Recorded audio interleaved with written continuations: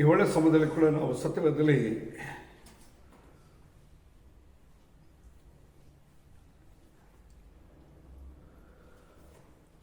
ನಾವು ನಮ್ಮ ವಿಶ್ವಾಸ ಜೀವಿತದಲ್ಲಿ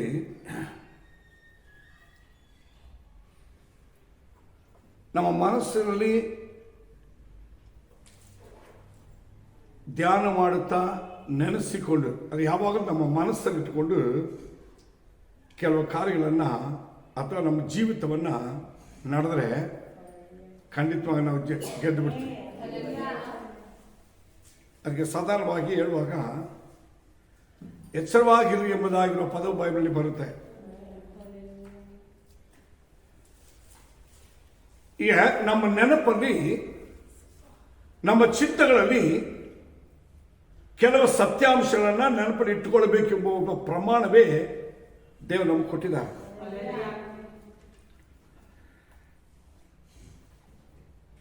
ಅದು ನಾವು ಹೇಗೆ ನೆನೆಸಿ ಜೀವಿಸೋದು ಎಂಬುದನ್ನು ಈ ದಿನದಲ್ಲಿ ನಾವು ನೋಡೋಣ. ಮೊದಲದಾಗಿ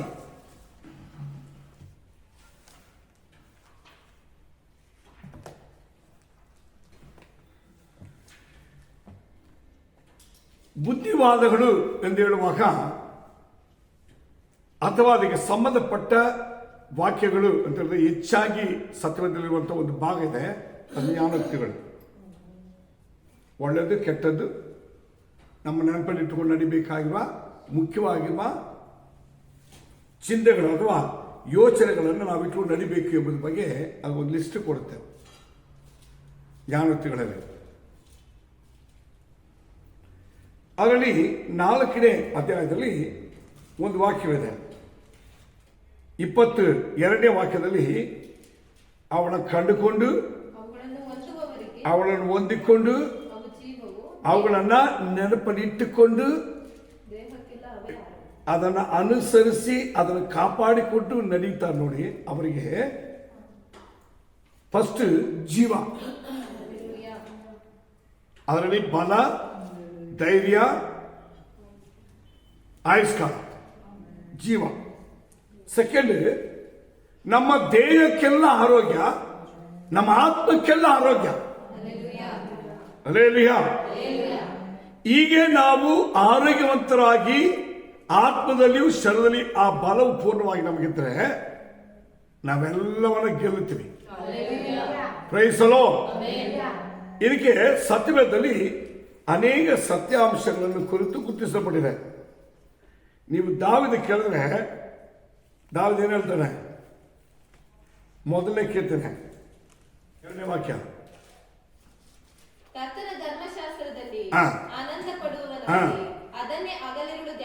ಅದನ್ನೇ ಹಗಲು ಇರುಳು ಧ್ಯಾನ ಮಾಡುವವರಾಗಿ. ಗಮನಿಸಿ, ನಮ್ಮ ಮನಸ್ಸಿನಲ್ಲಿ ನಮ್ಮ ಚಿತ್ತಗಳಲ್ಲಿ ಅದನ್ನ ಧ್ಯಾನಿಸಿ, ಚಿಂತಿಸಿ, ಯೋಚಿಸಿ ಅವರನ್ನು ನಮ್ಮಲ್ಲಿ ಇಟ್ಟುಕೊಂಡು ಕಾಪಾಡಿಕೊಳ್ಳುವ ಒಂದು ಅನುಭವ ಬಂದ್ರೆ. ಮತ್ತು 3ನೇ ಕೀರ್ತನೆ ಲಾಸ್ಟ್ ವಾಕ್ಯ,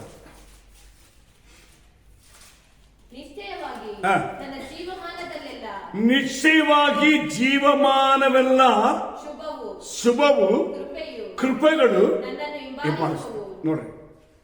ನಮ್ಮ ಮನಸ್ಸಿನಲ್ಲಿ ದೇವರ ಯೋಜನೆಗಳನ್ನ, ಮಾತುಗಳನ್ನ, ಆಲೋಚನೆಗಳ ಎಚ್ಚರಗಳನ್ನ ನಾವು ಧ್ಯಾನಿಸುತ್ತಾ ಅವಳನ್ನು ನಾವು ಇಟ್ಟುಕೊಂಡು ಅದನ್ನು ಅನುಸರಿಸಿ ನಡೆದ್ರೆ ಅದೇನಾಗುತ್ತೆ?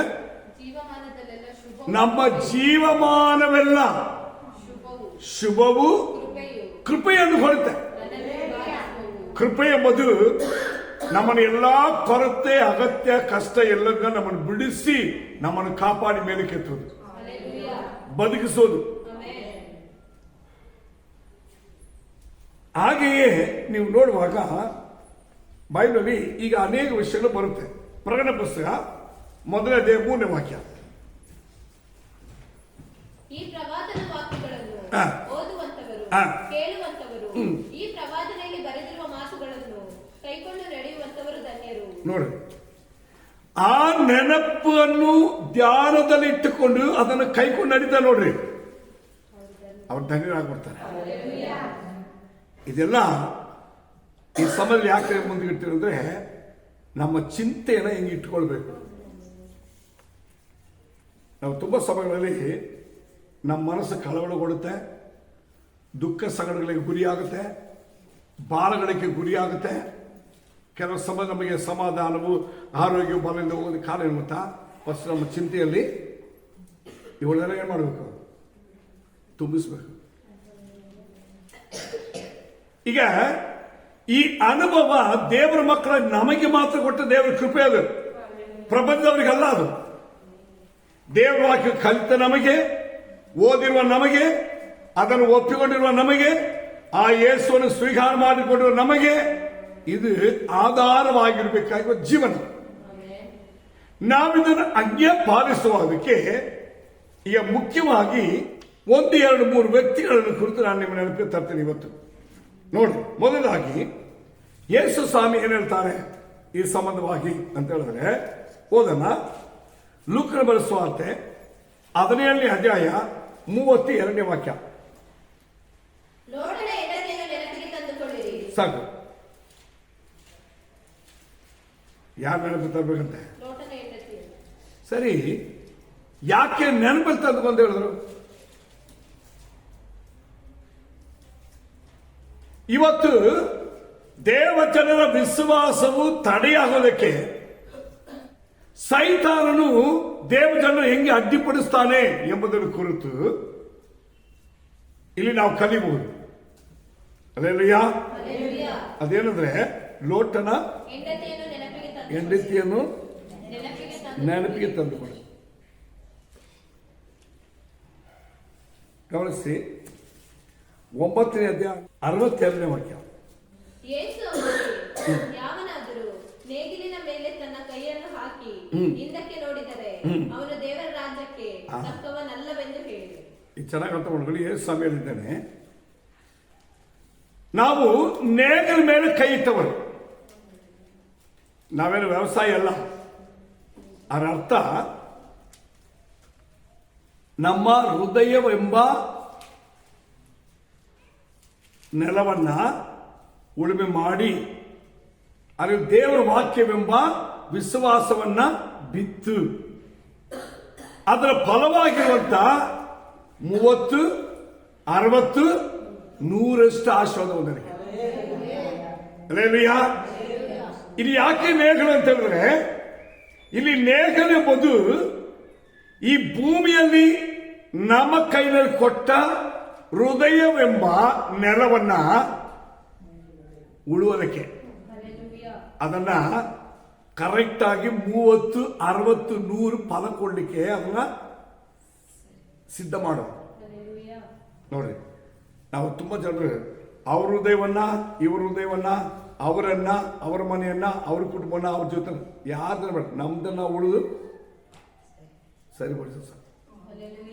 ಎಷ್ಟು ಹೇಳ್ತಾರೆ, ನೇಗಿಲ ಮೇಲೆ ಕೈ ಇಟ್ಟು, ಅದರ ಅರ್ಥ ನಾನು ನನ್ನನ್ನು, ನನ್ನ ಹೃದಯವನ್ನು, ನನ್ನಲ್ಲಿ ಇರಬೇಕಾದ, ನನ್ನ ಮನಸ್ಸಲ್ಲಿ ಬೇಕಾದ ಚಿಂತೆ ಯೋಚನೆಗಳನ್ನ ಸರಿಪಡಿಸಿಕೊಂಡು ಅದರ ದೇವರನ್ನು, ದೇವರ ವಾಕ್ಯವೆಂಬ ಬೀಜೆಯನ್ನ, ವಿಶ್ವಾಸ ಎಂಬ ಶಕ್ತಿಯನ್ನ ಅದರ ಒಳಗೆ ಬಿತ್ತಿ ಅದರಲ್ಲಿ 30, 60, 100ರಷ್ಟಾಗಿರೋ ಫಲವು ಈ ಭೂಮಿಯಲ್ಲಿ, ನನ್ನ ಕುಟುಂಬದಲ್ಲಿ, ನನ್ನ ವಂಶದಲ್ಲಿ ಅದು ಆಶೀರ್ವಾದ ಇರೋದಕ್ಕೆ ಮಾಡಬೇಕು. ವಿಶ್ವಾಸಿ ದೇವ ಜನರು ನೇಗಲು ಹಿಡಿದಿರ್ಬೇಕು. ಅಲ್ಲೇಲೂಯಾ. ಎಷ್ಟು ಆಳವಾಗಿರುವ ಸತ್ಯಾಂಶ ಹೇಳ್ತಾರೆ ನೋಡಿ. ನೇಗಲ ಮೇಲೆ ಕೈ ಇಟ್ಟವನು ಹಿಂದಕ್ಕೆ ನೋಡಿದರೆ, ಇದು ಯಾರಿಗೆ ಹೇಳ್ತಾರೆ ಗೊತ್ತಾ? ಲೋಟನೆ ಅಂತ ನೀವು ನೆನೆಸ್ಕೊಳ್ಳುವಾಗ ನೀವು ನಿಮ್ಮನ್ನ ನೇಗಲ ಮೇಲೆ ಕೈ ಇಟ್ಟು ಎಂಬ ನೆನೆಸ್ಕೊಳ್ಳಿ. ಆವಾಗ ಲೋಟನ ಹೆಂಡತಿ ಅವಳು ತನ್ನ ಹೃದಯ ಎಂಬ ನೆಲದಲ್ಲಿ ನೇಗಲನ್ನು ಹಿಡಿದುಕೊಂಡು ದೇವರು ಹೇಳಿದಂತೆ ಹೋಗ್ಬೇಕಾಗಿ ವ್ಯಕ್ತಿ, ನಡಿಬೇಕಾದ ವ್ಯಕ್ತಿ. ದೇವರು ಏನ್ ಹೇಳ್ತಾರೆ ಗೊತ್ತಾ ಅವ್ರಿಗೆ? ನೀನು ಹಿಂದಕ್ಕೆ ನೋಡಬೇಡ. ದೇವರು ನಿಮ್ಮ ಪ್ರತಿಯೊಬ್ಬರು ಮನುಷ್ಯರು ನೋಡಬೇಡ್ರಿ, ಬೇರೆ ಯಾವ ವಿಶ್ವಾಸ ನೋಡಬೇಡ್ರಿ, ಯಾವ ಜನರು ನೋಡಬೇಡ್ರಿ. ನೀವು ನಿಮ್ಮ ಹೃದಯದಲ್ಲಿ ದೇವರ ವಾಕ್ಯವು, ಅದರ ಚಿಂತೆಯು, ಅದರ ಯೋಜನೆಗಳು ಎಷ್ಟಿದೆ. ಅದರಲ್ಲಿ ನೀವು ದೇವರ ವಾಕ್ಯದ ಆಧಾರವೆಂಬ, ದೇವರ ವಾಕ್ಯ ಎಂಬ ಬೀಜವು ನಿಮ್ಮ ಹೃದಯದೊಳಗೆ ಎಷ್ಟು ಬಿತ್ತಲ್ಪಟ್ಟಿದೆ. ಅದು ಮೊಳಕೆ ಬಿಟ್ಟಿದ್ಯಾ, ಬೆಳೀತಾ ಇದೆಯಾ? ಅದು ಬೆಳೆದ್ರೆ ದೇವ್ರ ವಾಕ್ಯ ಹೇಳ್ತದೆ, ನಿನಗೆ 30 ಫಲ ಸಿಗುತ್ತೆ, 60 ಸಿಗುತ್ತೆ, 100 ಸಿಗುತ್ತೆ. ಏಸು ಹೇಳ್ತಾರೆ, ಅದು ಹೃದಯವೆಂಬ ಹೊಲ, ಅದು ದೇವರ ವಾಕ್ಯ ಎಂಬ ಬೀಜ. ದೇವ ಕುಮಾರನು ಹಾಗೂ ದೇವರ ಸೇವಕನು ನಿಮ್ಮ ಹೃದಯದಲ್ಲಿ ಬಿತ್ತುವಂತ ದೇವರ ವಾಕ್ಯ ಎಂಬ ಬೀಜ. ಇದನ್ನು ಏಸು ಬಿಡಿಸ್ಬಿಡಿಸಿ ಹೇಳ್ತಾರೆ. ಇವತ್ತು ನಮ್ಮ ಹೃದಯಗಳಲ್ಲಿ ನಮ್ಮ ಚಿಂತೆಗಳಿದೆಯಲ್ಲ, ಅದು ಯಾವ ನೆನಪಿರ್ಬೇಕಂದ್ರೆ, ನಾನು ದೇವರ ವಾಕ್ಯವನ್ನ ನನ್ನಲ್ಲಿ ಬಿತ್ತುಕೊಂಡಿದ್ದೀನಿ, ನಾನು ಅದನ್ನು ನಂಬುತ್ತೀನಿ, ನಾನು ಅದನ್ನು ಅರಿಕೆ ಮಾಡ್ತೀನಿ, ನಾನು ಅದಂತೆ ನಡೀತೀನಿ, ನಾನು ಅದನ್ನು ಕಾಪಾಡ್ಕೊಳ್ತೀನಿ. ಯಾಕಂದ್ರೆ ಅದು ನನಗೆ 30 ಫಲ ಕೊಡುತ್ತೆ, 60 ಫಲ ಕೊಡುತ್ತೆ, 100 ಫಲ ಕೊಡುತ್ತೆ. ಈ ಅನುಭವವು ನಮ್ಮಲ್ಲಿ ಬರತಕ್ಕ ಜೀವನವೇ ಮೊದಲು ದೇವರಲ್ಲಿ ಎದುರು ನೋಡೋದಕ್ಕೆ ಏಸು ಹೇಳ್ತಾರೆ. ಫಸ್ಟ್ ಯಾರು ನೆನೆಸ್ಕೊಂಡ್ರೆ ಲೋಟನ ಹೆಂಡತಿಯನ್ನು ನೆನಪಿರ್ತಾರೆ. ಆಗ ನಿಮ್ಮ ಚಿಂತೆಯಲ್ಲಿ ಯಾರು ಬರಬೇಕು? ಯಾವ ವಿಷಯಕ್ಕೆ? ನನ್ನ ಹೃದಯದಲ್ಲಿ, ನನ್ನ ಜೀವನದಲ್ಲಿ ನಾನು ದೇವರ ಮೇಲಿಟ್ಟ ವಿಶ್ವಾಸ, ಅದು ದೇವರ ವಾಕ್ಯ ನನ್ನ ಹೃದಯದ ಒಳಗೆ ಬಿತ್ತಿರುವ ಬೀಜಕ್ಕೆ ಸಮಾನವಾಗಿದೆ. ನಾನು ಅದು ಬೆಳೆಯೋದಕ್ಕೆ ನೋಡಬೇಕು. ಅದನ್ನ 30, 60 ವರ್ಷ ಬೆಳೆಸಿ ಫಲ ಕಾಣಬೇಕೇ ಹೊರತು ಬೇರೆ ಯಾವ ನನಗೆ? ಅವರು ಪ್ರಯಾಣ ಮಾಡಿದ ಅವರಿಗೆ, ನಾನು ಪ್ರಯಾಣ ಮಾಡಿದ ನನಗೆ, ಅವರು ಊಟ ಮಾಡಿದ ಅವರಿಗೆ, ನಾನು ಊಟ ಮಾಡಿದ ನನಗೆ. ಸರಿ, ಇನ್ನೊಂದು ಜಾಗ ಬೈಬಲ್ ಹೇಳ್ತದೆ, ನಿಮ್ಮ ಪಿತೃವಾಗಿರೋ ಅಬ್ರಹಾಮನ ನೆನಪಲ್ಲಿ ಇಟ್ಕೊಂಡ್ರಿ, ತಂದುಕೊಳ್ಳಿ ನೆನಪಿ. ಇದೇ ವಾಕ್ಯವನ್ನು ದೇವರು ಹೇಳ್ತಾರೆ, ಅಬ್ರಹಾಮನ ನೆನಪಿ ತಂದುಕೊಳ್ರಿ. ಅವನು ಒಬ್ಬನಾಗಿರ್ಬೇಕು, ಕರೆದ್ರಲ್ಲ, ಅವನು ಒಬ್ಬನೇ ಕರೆದ್ರಲ್ಲ. ಆದ್ರೆ ಅವನನ್ನ, ಅವನ ಮೂಲಕವಾಗಿ ಇವತ್ತು ಭೂಮಿಯಲ್ಲಿ ಕೋಟಿ ಕೋಟಿ ಆಗಿರುವ ಜನರು ಉಂಟಾಗಿದ್ದಾರಲ್ಲ, ಕೋಟಿ ಕೋಟಿ ಲೆಕ್ಕಿಸಲಾದಂತ ಐಶ್ವರ್ಯ ಸಂಪತ್ತಿದೆಯಲ್ಲ. ಇವತ್ತು ಭೂಮಿಯಲ್ಲಿ ಅರಸರನ್ನೆಲ್ಲ ಜನಿಸಿ ಭೂಮಿಯನ್ನು ಎಷ್ಟೋ ವರ್ಷಗಳು ಹಾಳಿ, ಸಾವಿರಾರು ಕಟ್ಟ ವರ್ಷಗಳಲ್ಲಿ ಭೂಮಿಯನ್ನು ಆಳ್ತಾ ಇದ್ದಾರಲ್ಲ, ಅದು ಯಾರಿಂದ? ನೀವು ಅಬ್ರಹಾಮ ನೆನಪು ಮಾಡಿಕೊಳ್ಳಿ, ನೆನ್ಸ್ಕೊಳ್ರಿ. ಅವನ್ನ ಒಬ್ಬನೇ ಕರೆದ ನೋಡಿ, ಹಂಗೆ ನಿಮ್ಮನ್ನು ನೆನ್ಸ್ಕೊಳ್ರಿ. ನಾನು ನಿಮ್ಮನ್ನು ಹಂಗೆ ಕರೆದಿದ್ದೀನಿ. ಅಯ್ಯೋ ನಾನು ಒಂದು ಕುಟುಂಬ, ಅಯ್ಯೋ ನಾನು ಒಬ್ಬಳು, ಅಯ್ಯೋ ನನ್ನ ಮಕ್ಕಳಿಗೆ ಹಾರಿಲ್ಲ, ಇಲ್ಲ ನನ್ನ ಕುಟುಂಬಕ್ಕೆ ಹಾರಿಲ್ಲ, ಇಲ್ಲ ನನ್ನ ವಿಶ್ವಾಸಕ್ಕೆ ಸಪೋರ್ಟ್ ಯಾರು ಬೇಡ. ದೇವರು ಹೇಳ್ತಾರೆ, ನಾನು ಅಬ್ರಹಾಮಿನ ದೇವರು, ನಾನು ನಿನ್ನ ದೇವರಮ್ಮ. ನಿಮ್ಮ ಒಬ್ಬೊಬ್ಬರ ಹೆಸರನ್ನು ಹೇಳಿ ದೇವರು ಹೇಳ್ತಾರೆ, ನಾನು ನಿನ್ನ ದೇವರು, ನಾನು ನಿನ್ನ ಜೊತೆಗಿರ್ತೀನಿ, ನಿನ್ನ ಮೇಲೆ ಕೆತ್ತುತ್ತೀನಿ, ನಿನ್ನನ್ನು ಕಿನ್ನಕ್ಕೆ ಆಶೀರ್ವಾದ ಕೊಡ್ತೀನಿ. ನೀವು ಯಾರು ನೆನೆಸ್ಬೇಕು? ನಾನು ಅಬ್ರಹಾಮನ ಹೇಳ್ತೀನಿ, ನಾನು ಅಬ್ರಹಾಮ ದೇವರು ಅಂತ. ನೀವು ಅವನ ನೆನಪಲ್ಲಿ ಇಟ್ಕೋ. ನನ್ನ ವಾಕ್ಯವನ್ನು ನಿನ್ನ ಹೃದಯದಲ್ಲಿ ಬಿತ್ತು. ಹೆಂಗೆ? ಈಗ ಅವನು ಹೆಂಗೆ ನಡೆದ ಹಂಗೆ ನಡಿ. ಅವನು ಹೆಂಗೆ ವಿಧೇಯನಾದ ಹಂಗೆ ವಿಧೇಯನಾದ. ಅವನು ಹೆಂಗೆ ಅವನು ಬಲಗಿನವಾಗುವಾಗ, ಧೈರ್ಯ ಕೆಟ್ಟಾಗ, ಅವನು ಆ ಕಡೆಗೆ ತಿರುಗುವಾಗ ನೀನ್ ನೆಟ್ಟಗೆ ನಡಿ, ನೆಟ್ಟಗಿರು, ನೀನ್ ಧೈರ್ಯವಾಗಿರು ಅಂತ ಹೇಳ್ದಲ್ಲ, ಹಂಗೆ ನಾನು ನಿನ್ ಕೇಳ್ತಾ ಇದ್ದೀನಿ. ನೀನ್ ಹಂಗೆ ನಡಿ.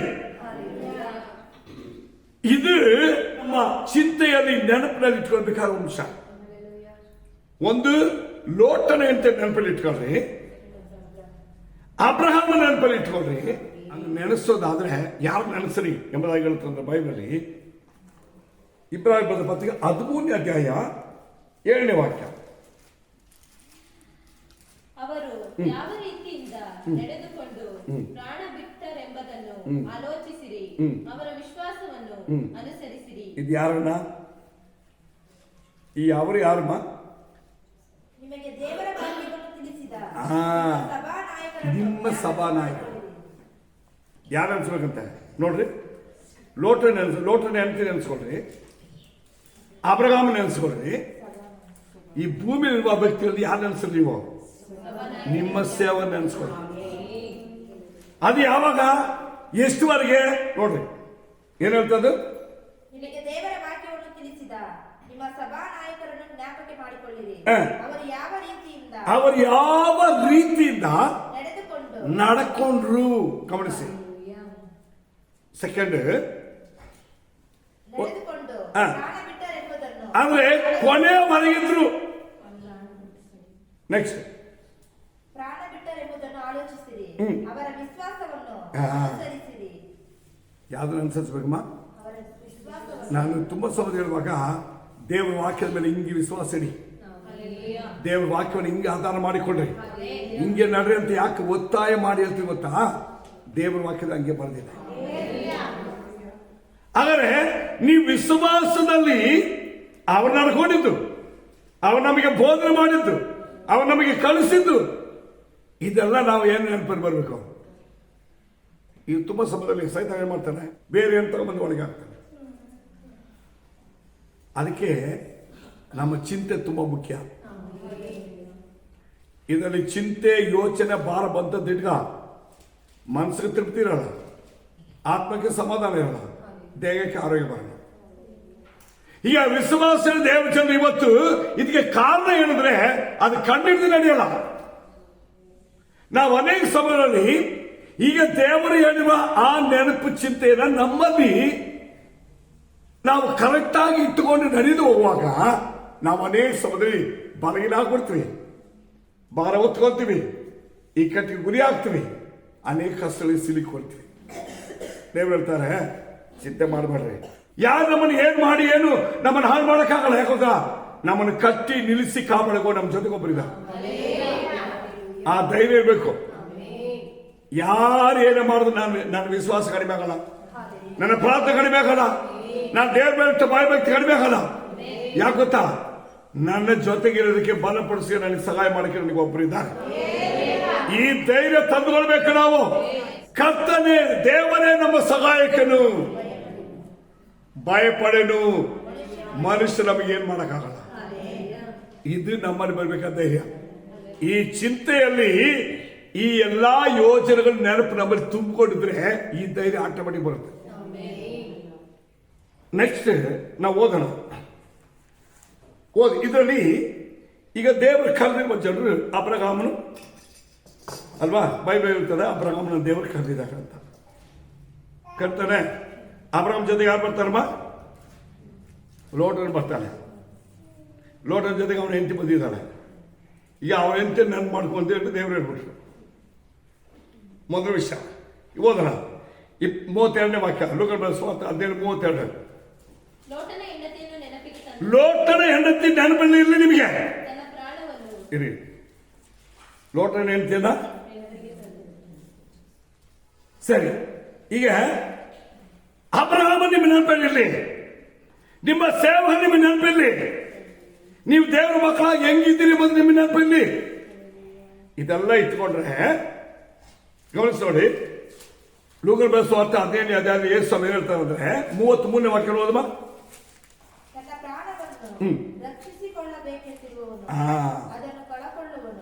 ನಾವೇನ್ ಮಾಡಬಾರ್ದು? ಫಸ್ಟ್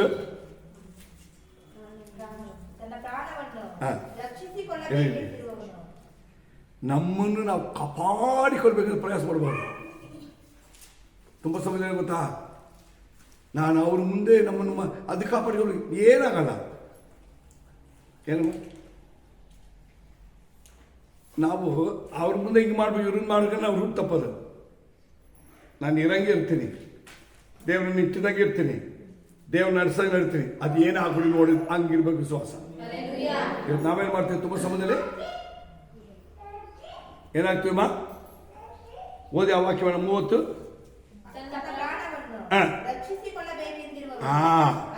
ನೋಡಿ, ನಮ್ಮ ಪ್ರಾಣವನ್ನ ಅರ್ಥ ಏನು ಗೊತ್ತಾ? ಅದ್ರ ಅರ್ಥ ನನ್ನ ಬಗ್ಗೆ ಚಿಂತೆ ಮಾಡಿದ್ರೆ ಬದುಕಿದ್ರು ಸರಿ, ಸತ್ರ ಸರಿ, ಅದು ದೇವರಿಗೆ. ನನ್ಗೇನೇ ಬಂದಿರೋದು ಯಾರಿಗೆ? ಈ ನೆನಪು ಬರಬೇಕು. ಬರ್ತಾ ಬಂದರೆ ಜಯ ನಿನಗೆ. ನಿನ್ನ ಪ್ರಾಣಕ್ಕೆ ಅಪಾಯ ಇಲ್ಲ. ನಿನ್ನ ಜೀವಕ್ಕೆ ಅಪಾಯ ಇಲ್ಲ, ನಿನ್ನ ಕುಟುಂಬಕ್ಕೆ ಅಪಾಯ ಇಲ್ಲ, ನಿನ್ನ ಮಕ್ಕಳಿಗೆ ಅಪಾಯವಿಲ್ಲ, ನಿಮ್ಮ ಜೀವನಕ್ಕೆ ಯಾವ ಅಪಾಯ ಬರಲ್ಲ. ಸತ್ಯವಾಗಿ ಹೇಳ್ತದೆ, ನಾನು ನಿಮ್ಮನ್ನು ನಿತ್ಯ ಜೀವದವರೆಗೆ ಕೊಂಡೊಯ್ಯೋದಕ್ಕೆ ತೀರ್ಮಾನ ಇದೆ ದೇವರಿಗೆ. Full guarantee. ಈ ಗ್ಯಾರಂಟಿನ ಏನ್ ಮಾಡ್ಬೇಕು ಗೊತ್ತಾ? ನಮ್ಮ ನೆನಪಲ್ಲಿ ನಮ್ಮ ಹೃದಯ ನಿಲ್ಲಿಸಬೇಕು. ದೇವರ ವಾಕ್ಯದಾಗೆ ಚಿಂತೆ ಮಾಡು. ದೇವರ ಸೇವೆ ಹೇಳುವ ಉಪದೇಶದ ನಾವು ನಿಂತ್ಕೋ, ನಾವು ತಂದು ತಾನ ಗೌರವ ಮಾಡಿದ್ರೆ ನಮ್ಮ ಹುಡ್ಕೊಂಬರ್ತೀವಿ. ನೋಡ್ರಿ, ಯೇಸು ಸ್ವಾಮಿ ಹೇಳ್ತಾರೆ ಅಂದ್ರೆ, ನಿಮ್ಮ ಆತ್ಮ ನಿಮ್ಮ ಪ್ರಾಣವನ್ನ ರಕ್ಷಿಸೋದಕ್ಕೋಸ್ಕರವಾಗಿ ಮಾರ್ಗ ಹುಡುಕ್ಬೇಡ್ರಿ. ಹಂಗೆ ಹುಡುಕಿದ್ರೆ ಕಳ್ಕೊಂತೀರಿ. ಕರ್ತನ ನನಗೆ ಹಣ ಬೇಕು, ಜನ ಬೇಕು, ಮದುವೆ ಬೇಕು, ಆಸ್ತಿ ಬೇಕು, ಅದಾಗಬೇಕು, ಇದಾಗಬೇಕು. ಆ ದೇವ್ರು ಹೇಳೋದಾಗಲ್ಲ. ನನ್ನನ್ನು ನೋಡು, ನನ್ನ ಮೇಲಿರೋ ವಿಶ್ವಾಸ ಕರೆಕ್ಟ್ ಇರಲಿ, ನನ್ನಲ್ಲಿ ಪ್ರಾರ್ಥನೆ ಸರಿ ಇರಲಿ, ನಾನು ಇತ್ತ ಉಪದೇಶ ಕರೆಕ್ಟ್ ಇರು, ಉಳಿದ್ರೆ ನಾನು ಕೊಡ್ತೀನಿ. ಅದು ಕಣ್ಣಿಗೆ ಕಾಣಲ್ಲ, ಕಿವಿ ಕೇಳಲ್ಲ, ಯಾರ ಹೃದಯದಲ್ಲಿ ಬಂದಿಲ್ಲ. ಇದಕ್ಕೆ ಅದಕ್ಕೆ ವ್ಯತ್ಯಾಸ ಇದೆಯಾ? ಇವತ್ತು ವಿಶ್ವಾಸ ದೇವಜನಿಗೆ ಯಾಕೆ ಬದಲಾವಣೆ ಬಂದಿದೆ? ಹಿಂಗಿದೆ ಹಂಗಿದೆ. ನಮ್ಮನ್ನು ಕರೆದ ದೇವರು ನಮ್ಮನ್ನು ಹೆಂಗಿಟ್ಟಿದ್ದಾರೆ ಗೊತ್ತಾ? ಆಕಾಶದ ನಕ್ಷತ್ರ ಅಂತೆ, ಭೂಮಿಯಲ್ಲಿ ಮರಳಿನಂತೆ. ನೀನು ಕಟ್ಟುವುದು ಕಟ್ಟಲ್ಪಡ್ತದೆ, ಬಿಚ್ಚುವುದು ಬಿಚ್ಚಲ್ಪಡಿಸ್ತದೆ. ನಿನ್ನ ಆಶೀರ್ವದಿಸೋರು, ನೀನು ಸವಿಸೋರು, ಈ ಕ್ವಾಲಿಫಿಕೇಶನ್ ಲೆವೆಲ್ ದೇವ್ರು ನಮಗೆ ಕೊಟ್ಟಿರೋದು. ಈ ಬುದ್ಧಿ ಇರೋರು ಹೆಂಗ್ ನಡ್ಕೊಳ್ಬೇಕು? ಹಿಂಗ್ ಇಟ್ಕೊಂಡು ನಡಿಬೇಕು. ಪ್ರಪಂಚ, ಹಣ, ಸ್ನೇಹಿತರು, ಊರು, ನೆಂಟರು, ಪ್ರಪಂಚ ಮುಂದೆ ಹಂಗೆ ಇದೆಲ್ಲ ಒಂದ್ ಕಡೆ ಗಂಟು ಮುಟ್ಟಿ ಕಟ್ಟಿರ್ಬೇಕು. ನನಗೆ ದೇವರು ಮುಖ್ಯ, ದೇವರ ಸಭೆ ಮುಖ್ಯ, ದೇವರ ನಾಮ ಮುಖ್ಯ, ದೇವರ ಸೇವೆ, ದೇವರ ವಾಕ್ಯ ಮುಖ್ಯ. ನಾನು ನನ್ನ ದೃಷ್ಟಿ ನನ್ನ ದೇವರ ಮೇಲೆ ಇರ್ಬೇಕದು. ನನಗೆ ಸಹಾಯವಾಗಿ ಮಾಡಲಿಕ್ಕೆ ರೆಡಿ ಇದ್ದಾರೆ. ಈ ಅನುಭವದಲ್ಲಿ ಎದ್ದಿರಿಸಿ ಕತ್ತ ಮುಂದೆ ಪರಿಶೋಧನೆ ಮಾಡಿ ದೇವರು ನಿಮಗೋಸ್ಕರ ಅದ್ಭುತ ಕಾರ್ಯ ಮಾಡಕ್ಕೆ ರೆಡಿ ಇದ್ದಾರೆ. ನಮ್ಮ ಹೃದಯದಲ್ಲಿ ನಮ್ಮ ಒಳಗಿರುವ ದೇವರ ನಾಮದ ಮಹಿಮೆಯನ್ನ ದೇವರು ನಮ್ಮ ಮೂಲವಾಗಿ ಪ್ರಕಟಿಸೋದಕ್ಕೆ, ನಮ್ಮ ನೆನಪು, ನಮ್ಮ ಚಿಂತನೆಗಳಲ್ಲಿ ಆತನ ವಾಕ್ಯವು, ಆತನ ಸತ್ಯವು, ಆತನ ನೀತಿಯು ನಮ್ಮಲ್ಲಿ ತುಂಬಿಸಿ ಅದರಂತೆ ನಡೆದು 30, 60, 100ರಷ್ಟು ಫಲ ಕಾಣುವುದಕ್ಕೆ ನಾವು ಆಶ್ವಾಸಪಡೋದಕ್ಕೆ, ಸಭಿಸಪಡೋದಕ್ಕೆ ಕಣ್ಣೆತ್ತಿ ಪರ್ವತಗಳ ಕಡೆಗೆ ನೋಡುವ. ನನ್ನ ಸಹಾಯವು ಎಲ್ಲಿಂದ ಬರುತ್ತೆಂಬುದಾಗಿ ದೇವರ ಆಶೀರ್ವಾದ ಪರಲೋಕದ ಬರುವುದನ್ನ ಕಾಣುವಂತ ಅನುಭವದಲ್ಲಿ ನಮ್ಮ ನರ್ಸರಿಗೆ ದೇವರು ನಮ್ಮ ಜೊತೆಗಿದ್ದಾರೆ. ನಿಮ್ಮನ್ನು ಕೈ ಬಿಡಲ್ಲ, ನಿಮ್ಮ ಮಕ್ಕಳನ್ನು ಕೈ ಬಿಡಲ್ಲ, ನಿಮ್ಮ ಜೀವನವನ್ನು ಕೈ ಬಿಡಲ್ಲ. ಆ ದೇವರ ಕೈನಲ್ಲಿ ನಿಮ್ಮ ಹೃದಯವನ್ನು ಕೊಡು, ನಿಮ್ಮ ಮಕ್ಕಳನ್ನು ಕೊಡು, ನಿಮ್ಮನ್ನು ಕೊಡಿ. ನಾನ್ ನಿನ್ನ ಮಗಳು, ನಾನ್ ನಿನ್ನ ಮಗಳು, ನನ್ನ ಮಗಳು ನಿನ್ನ ಮಗಳು, ನನ್ನ ಮಗಳು ನಿನ್ನ ಮಗಳು, ನನ್ನ ಸೊಸೆ, ನನ್ನ ಮೊಮ್ಮಕ್ಕಳು, ಅವರೆಲ್ಲ ನಿನ್ನ ಮಕ್ಕಳು. ಅವರೆಲ್ಲರೂ ಕೂಡ ನಿನ್ನ ಮಕ್ಕಳಯ್ಯ. ಕೊಡ್ರಿ ದೇವರ ಕೈಯಲ್ಲಿ. ನಿಮಗೊಂದೇ ನಷ್ಟವಾಗಲ್ಲ, ಒಬ್ಬರನ್ನು ಯಾವ ಶಕ್ತಿ ಹೆಚ್ಚಕ್ಕಾಗಲ್ಲ, ಒಂದು ಕಾರಣ ತಡೆಯಾಗಿ ನಿಂತು ಸೈತಾನ ಗೆಲ್ಲೋದಕ್ಕಾಗಲ್ಲ. ಸೈತಾನ ತಲೆ ಜಜ್ಜಿರುವ ದೇವರು ನನ್ನ ದೇವರು. ಅವರನ್ನ ನಿಮ್ಮ ಕಾಲುಗಳಿಗೆ ತಂದು ಹಾಕ್ತಿರುವ ವಾಗ್ದಾನ ಕೊಟ್ಟಿರುವ ದೇವರು ನಮ್ಮ ದೇವರು. ನಾವು ನಡೆದರೆ, ವಾಕ್ಯ ನಮಗೆ ಆಧಾರವಾಗಿದ್ದರೆ, ನಮ್ಮ ಹೃದಯದಲ್ಲಿ, ಮನಸ್ಸಿನಲ್ಲಿ, ನಮ್ಮ ಚಿಂತೆಯಲ್ಲಿ ಯೇಸುವಿನ ವಾಕ್ಯವು, ಸತ್ಯವು ನಮ್ಮಲ್ಲಿ ತುಂಬಿಕೊಂಡಿದ್ದಾರೆ. ನಮಗೆ ಬೋಧಿಸಿ ನಡೆಸುವಂತ ಸೇವೆಗಳನ್ನು ನಮ್ಮ ನೆನಪಲ್ಲಿದ್ದಾರೆ. ದೇವರ ವಾಕ್ಯವೆಂಬ ದೇವರ ಸತ್ಯವು ನಮ್ಮ ನೆನಪಲ್ಲಿ ಇದ್ದುಕೊಂಡ್ರೆ ಸಾಕು ಪ್ರಿಯರೇ. ನಿಮ್ಮ ಜೀವನದಲ್ಲಿ 30 ಆಶೀರ್ವಾದ ರೆಡಿ ಇದೆ, 60 ಆಶೀರ್ವಾದ ರೆಡಿ ಇದೆ, 100 ಆಶೀರ್ವಾದ ರೆಡಿ ಇದೆ. ನಿನಗೆ ವಿರುದ್ಧವಾಗಿ ಬರುವ ಒಂದು ದಾರಿಗಳ ಸೈತಾನನು, ದುಷ್ಟ ಕ್ರಿಯೆಗಳು ಏನು ದಾರಿಯಲ್ಲಿ ನಿನ್ನ ಮುಂದೆ ಓಡಿ ಹೋಗುವುದನ್ನ ನೀನು ಕಣ್ಣಾರು ನೋಡುವುದಕ್ಕೆ ನಮ್ಮನ್ನ ಪರಿಶೋಧನೆ ಮಾಡೋಣ. ನಿಮ್ಮ ನಡೆಸೋ ನಿಮ್ಮ ಸೇವೆ ನೋಡ್ರಿ, ನಿಮ್ಮ ಪುತ್ರರಾದ ಅಬ್ರಹಾಮ ನೋಡ್ರಿ, ಎಚ್ಚೆತ್ತುಕೊಳ್ರಿ. ಲೋಟನ ಹೆಂಡತಿ ನನ್ನ ಮೇಲೆ ತಂದು ಕೊಡ್ರಿ. ಲೋಟನ ಕಾಲವನ್ನು ನನ್ನ ಮೇಲೆ ತಂದು ಕೊಡ್ರಿ. ನೀವು ಇರುವ ಕಾಲ ಸೇಮ್ ಕಾಲ. ನಮ್ಮನ್ನ ಪರಿಶೋಧನೆ ಮಾಡೋಣ, ಪ್ರಾರ್ಥಿಸೋಣ. ಗ್ಲೋರಿ. ಒಬ್ಬ ಲೋಕದ ಒಡೆಯರ ಸುರಕ್ಷಿತ ದೇವರೇ, ಈ ಸಮಯದಲ್ಲಿ ಕೇಳಿದ ಎಲ್ಲ ವಾಕ್ಯಗಳನ್ನು ಅನುಸರಿಸೋದಕ್ಕೆ, ನಡೆಯುವುದಕ್ಕೆ ನಿನ್ನ ಸನ್ನಿಧಿಯಲ್ಲಿ ಅಪ್ಪ, ನಿನ್ನ ಚಿಂತೆಯಲ್ಲಿ, ನಿನ್ನ ವಾಕ್ಯದ ಆಲೋಚನೆಯ ಚಿಂತೆಯಲ್ಲಿ ನಿನ್ನ ನ್ಯಾಯ ಪ್ರಮಾಣವನ್ನು ಬಿಟ್ಟು ಎಡಕ್ಕೆ ಬಲಕ್ಕೆ ಹೋಗದಂತೆ 30, 60, 100 ವರ್ಷವನ್ನು ಕಾಣೋದಕ್ಕೆ ಒಬ್ಬೊಬ್ಬರನ್ನ, ಒಂದೊಂದು ಕುಟುಂಬವನ್ನ, ಒಂದೊಂದು ವ್ಯಕ್ತಿಗಳನ್ನ ನೀನು ಆಶೀರ್ವದಿಸು ರಾಜ, ಬಲಪಡಿಸು ರಾಜ, ದೃಢಪಡಿಸು ರಾಜ, ಕಟ್ಟಿ ರಾಜ, ನಿಲ್ಲಿಸು ರಾಜ, ನಡೆಸು ರಾಜ. ನಿನ್ನ ಕೈ ಸಮರ್ಪಿಸಿಕೊಡ್ತೇನೆ. ಹಾಗೆ ಮಾಡೋದಕ್ಕಾಗಿ ಸ್ತೋತ್ರ. ಯೇಸು ನಾಮದಲ್ಲಿ ತಂದೆ. Amen, amen.